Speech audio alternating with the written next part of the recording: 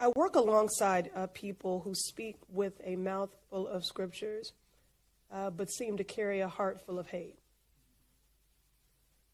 and would have you believe that there is a deficit of resource when in fact there's just a deficit of empathy. They perpetuate stereotypes of struggle when we all know that struggle does not discriminate. It finds all of us. We're all just one disruptive life event away. Losing a spouse, losing a child, losing a job, having an illness.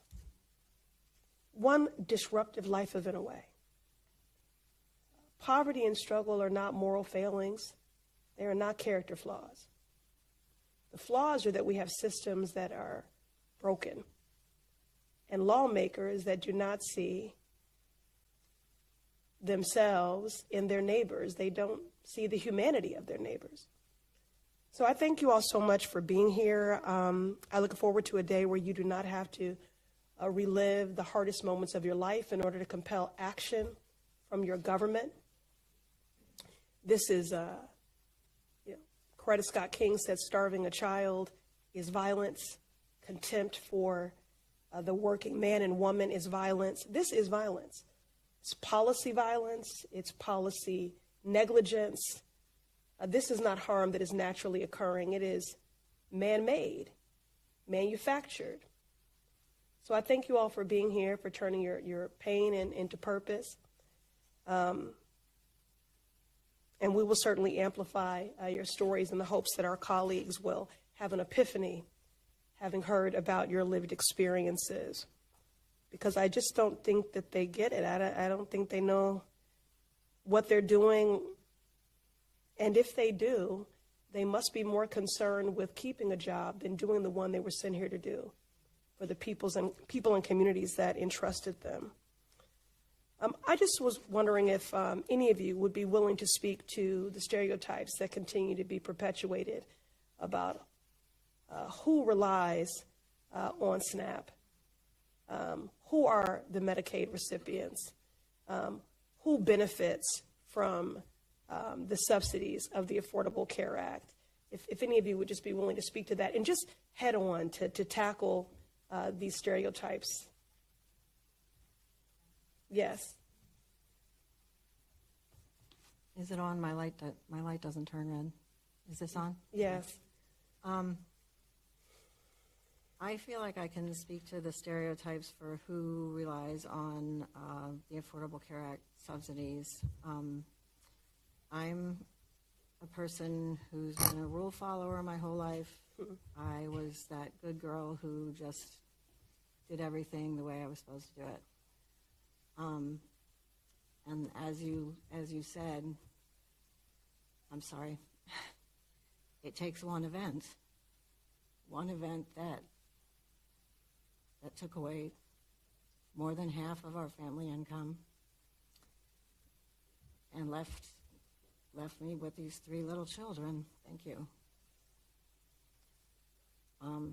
And we have lived through dealing with people, thankfully not my friends and families, but my young son in middle school said he had to point out to his friend that said people on Obamacare were just lazy and didn't want to work. And that friend of my 10-year-old son was talking about my son and didn't know it. So it's not, the stereotypes are not correct. I am, as Representative Dean said, I am not alone. I am not special. There are so many people who are doing everything the way it's supposed to be done, and yet still I've needed multiple of these social safety nets. My kids got the Social Security survivors benefits, and we needed, the Affordable Care Act help.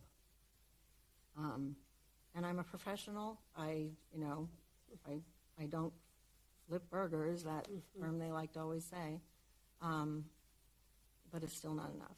Our society is not is not set up for a solo parent. It's just not. And I think it's not wrong to say that government should look more into those situations because there are so many of us. I'm very grateful for your candor.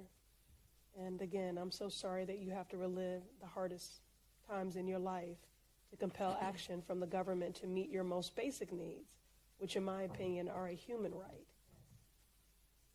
Food is a human right. Food is not just nourishment. It is health. It is medicine. It is dignity. It's readiness to learn. It's readiness to work. Health care is not a nice to have. It's a must have. Mm-hmm. So we're already over time, so I will defer to the chair to get us back on schedule. But thank you very much.